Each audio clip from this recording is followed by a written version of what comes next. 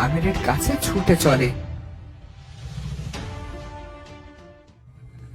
ওদিকে রানী আয়েশা আর রঙিন টুনি চলে আসে রাজা মোহিতের রাজপ্রাসাদ। না, খুব দ্রুত আমি এই যুবককে খুঁজে আনবো। তবে শোন, ওর আবার কোনো ক্ষতি করিস না। ওকে বুঝিয়ে আমার কাছে নিয়ে আসবি। হতে পারে আমি ওকে ডেকেছিলাম আর ও তো ভুলে গেছে। বেশ নাগিন রাজকন্যা, আপনি যা বলেছেন তাই হবে। আমি ওই যুবককে বুঝিয়ে আপনার কাছে নিয়ে আসবো।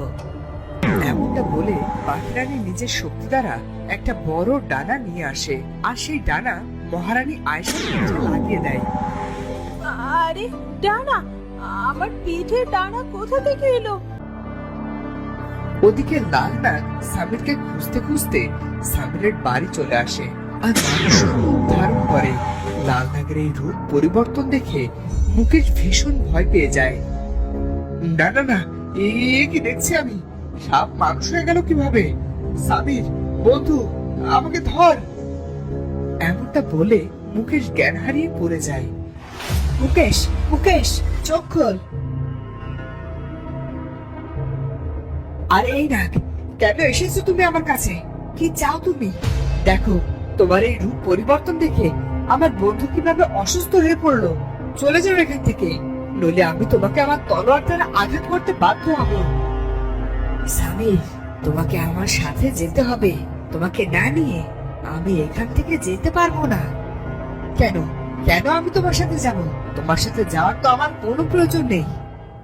তুমি আমাদের নাগের রাজকন্যাকে কথা দিয়েছিলে, বলেছিলে নাগের রাজকন্যার সাথে আজ দেখা করতে নীল পাহাড়ের সামনে যাবে। উনি তোমার জন্য অপেক্ষা করছে। উনি আমাকে তোমার কাছে পাঠিয়েছে।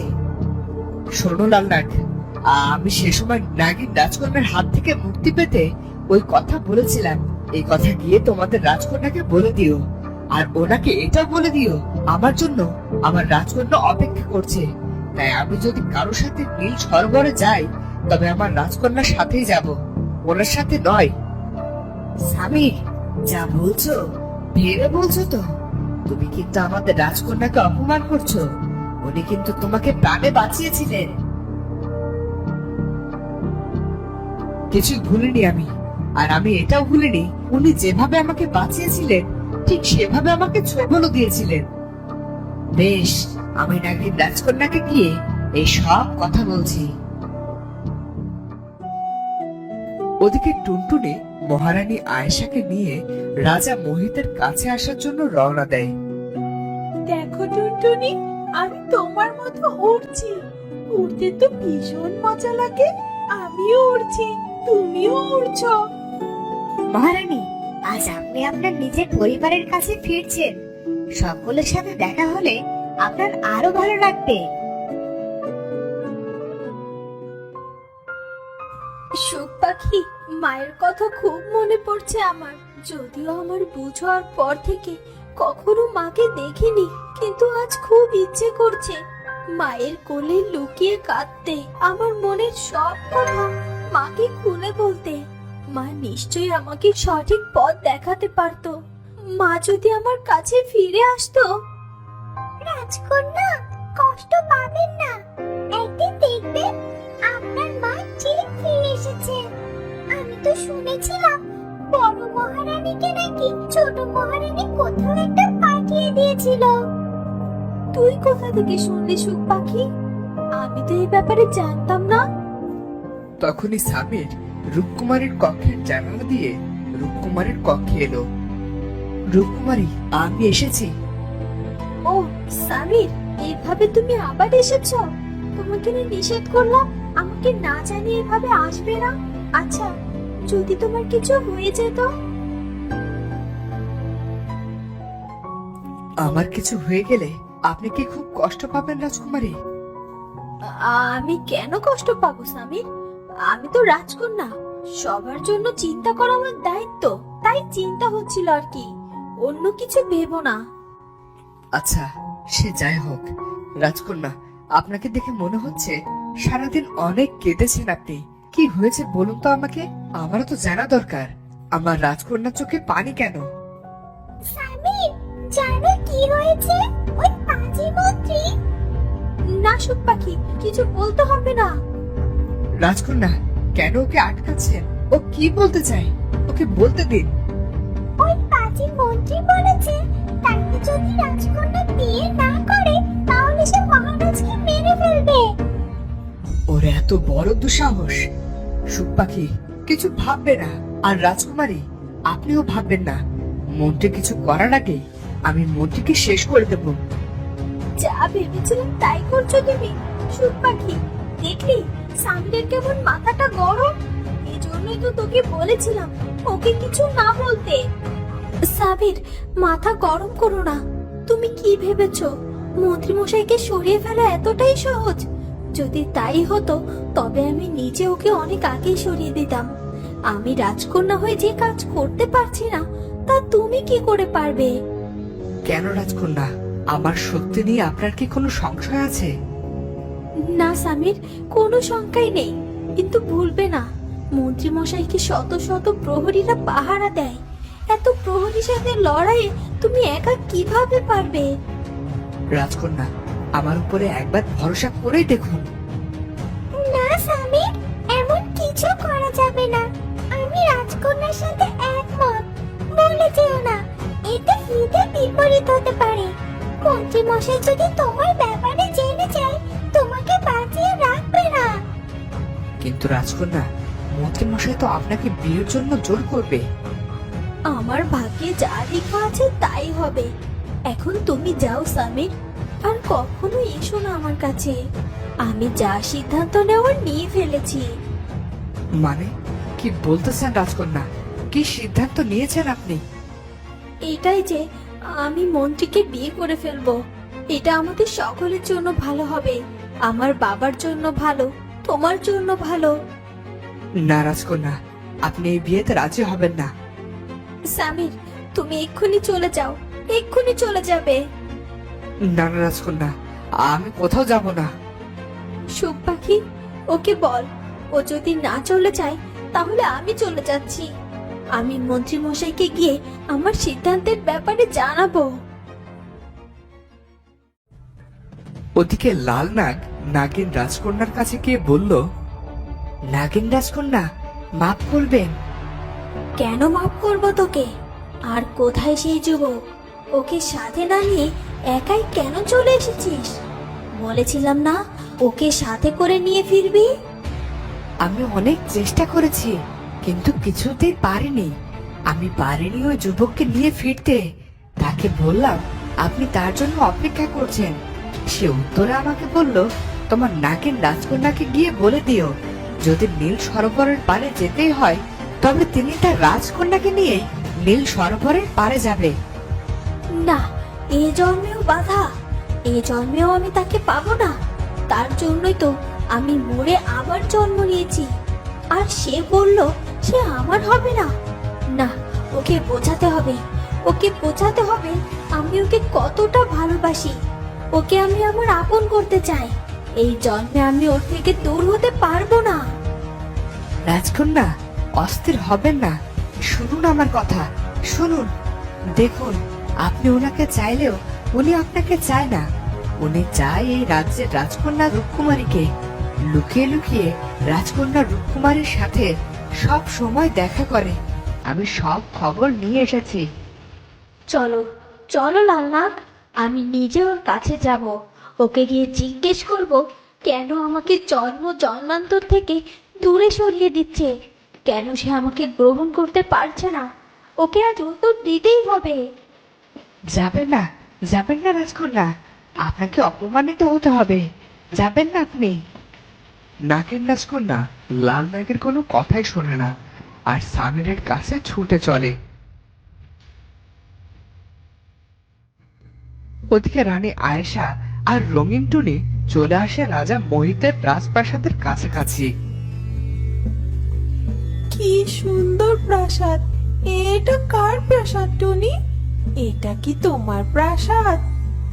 না না মহারানী, এটা আপনার আর আপনার পরিবারের প্রাসাদ। চলুন চলুন আমার সাথে। তবে আপনাকে এভাবে উঠতে দেখলে প্রাসাদের প্রহরীরা ভয় পেতে পারে। তাহলে তাহলে কি করব? আমার ডানা দুটো কি কেটে ফেলে দেব? আপনাকে কিছুই করতে হবে না, আমি যা করার করছি। এমনটা বলে টুনি পাখি রানীকে স্মরণ করে। পাখি রানী, তোমার আদেশে এই জাদু দুইটা না মহারানীকে এখানে নিয়ে এসেছে। তোমার সাহায্যে এই ডানা দুটি থেমে যেতে পারে। মহারানীকে সাহায্য করুন পাখি রানী। টুনির প্রার্থনা করার পরে রানী আয়েশার দুই ডানা রানী আয়েশাকে নিয়ে ধীরে ধীরে নিচে নেমে আসে, আর ডানার নিচে থেকেই উধাও হয়ে যায়। আরে, আমার ডানা কোথায় গেল? টুনি, আমার ডানা কোথায় গেল? সে যেখানে যায় যাক মহারানী, এখন এই ডানার আর কোনো প্রয়োজন নেই। আপনি তো আপনার পরিবারের কাছে চলে এসেছেন। চলুন আমরা প্রাসাদের ভিতরে যাব। টুনি এমনটা বলে রানী আয়েশাকে নিয়ে প্রাসাদের ভিতরে ঢুকতে থাকে, আর তখনই প্রাসাদের প্রহরীরা রানী আয়েশাকে আটকে দেয়। এই পাগলি, তুই কে? কেন এই প্রাসাদে ঢুকছিস? টুনি বলেছে এ তো আমার প্রাসাদ, আর এখানে আমার পরিবার থাকে, তাই ঢুকছি। এই পাগলি বলে কি রে, এটা নাকি এই পাগলির প্রাসাদ? যাই বলিস ভাই, অনেকদিন পরে একটু মন খুলে হাসতে পারলাম। তখনই টুনি কথা বলে ওঠে। তোমরা হাসি থামাও, নইলে মহারাজ যদি জানে মহারানী ফিরে আসার পরে তোমরা মহারানীর সাথে এই ব্যবহার করেছো, তাহলে তোমাদের দুজনের গর্দান দেবে।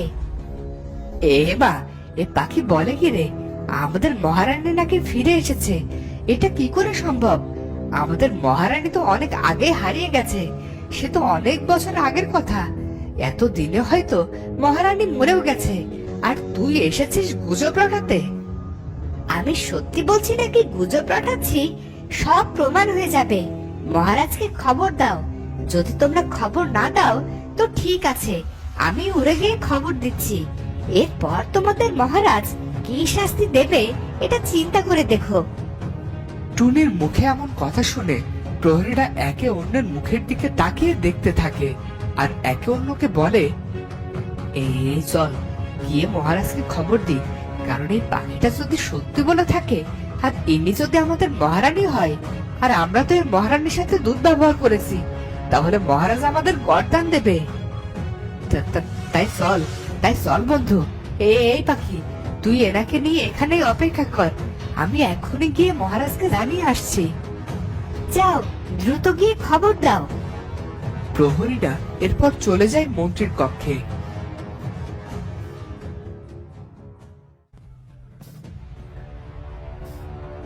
মন্ত্রীমশাই, মন্ত্রীমশাই, কি হয়েছে? কি আমার অনুমতি না নিয়ে কক্ষে প্রবেশ করেছিস কেন? কি চাস? আর বলবেন না মন্ত্রীমশাই, একটা পাখি একজন মহিলাকে নিয়ে এসেছেন। সেই পাখিটা বলছে সেই পাগলি নাকি আমাদের মহারানী, তিনি হারিয়ে গিয়েছিলেন। কি কি কি বলছিস? কি এটা কিভাবে হতে পারে? হারিয়ে যাওয়ার এত বছর পরে মহারানী কিভাবে ফিরবেন? আমরাও তো তাই ভেবে এনাকে তাড়িয়ে দিচ্ছিলাম, কিন্তু ওই পাখিটা বলল মহারাজকে খবর দিতে। মহারাজ দেখলে মহারানীকে অবশ্যই চিনবে। কিন্তু আমরা আগে আপনার কাছে আসলাম, আপনার হুকুমের অপেক্ষায় আছি। মন্ত্রীমশাই, বলুন কি করব? হতেও পারে ওই পাখিটা সত্যি বলছে। আমি শুনেছিলাম পশু পাখিরা মিথ্যে কথা বলে না, ওরা সব সময় সত্যি কথা বলে। মন্ত্রী আর প্রহরীর মধ্যকার হওয়া সব কথা রাজকন্যা রূপকুমারী আর সুখ পাখি শুনে ফেলে, আর মনে মনে বলে, মহারানী, তার মানে কি আমার মা কি সত্যি ফিরে এসেছেন? আচ্ছা, তিনি তো হারিয়ে গিয়েছিলেন, আর হারিয়ে যাওয়া কিছু তো ফিরে আসতেই পারে। মন্ত্রীমশাই যদি আমার মায়ের ব্যাপারে জানতে পারে, তবে তো আমার মাকেও তিনি সরিয়ে দিতে চাইবে। না না, মন্ত্রীমশাই যাওয়ার আগে আমার মাকে সরিয়ে দিতে হবে। কি ভাবছেন রাজকন্যা? চলুন, মন্ত্রী মশাই আপনার মাকে দেখার আগে আমাদের ওনাকে সরিয়ে ফেলতে হবে। হতেই পারে তিনি আপনার মা। এমনটা বলে রূপকুমারী আর সুখ পাখি চলে যায় প্রাসাদের মূল ফটকে।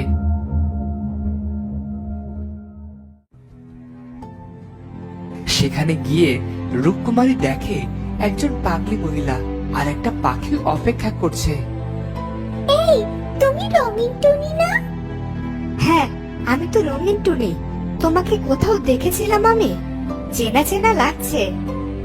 ওই যে কয়েক বছর আগে তোতা পাখি যে আঘাত পেয়ে অসুস্থ হয়ে গিয়েছিল, এরপর তুমি আমি মিলে তার সেবা করলাম, তাকে সুস্থ করে তুললাম, মনে পড়ে? ও, তুমি তাহলে সেই। আচ্ছা শোনো, তুমি তো তাহলে খুব ভালো। আমাকে আরো একটা ভালো কাজে সাহায্য করো তুমি। সাহায্য মানে? আর কোন কাজে সাহায্য চাইছো তুমি? আর এই পাগলি মহিলাই বা কে?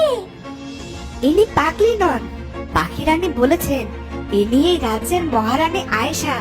পাশের রাজ্যে হারিয়ে গিয়েছিলেন। ওনার মানসিক অবস্থা ভালো নয়, ভালো মন্দ কিছুই বুঝতে পারে না।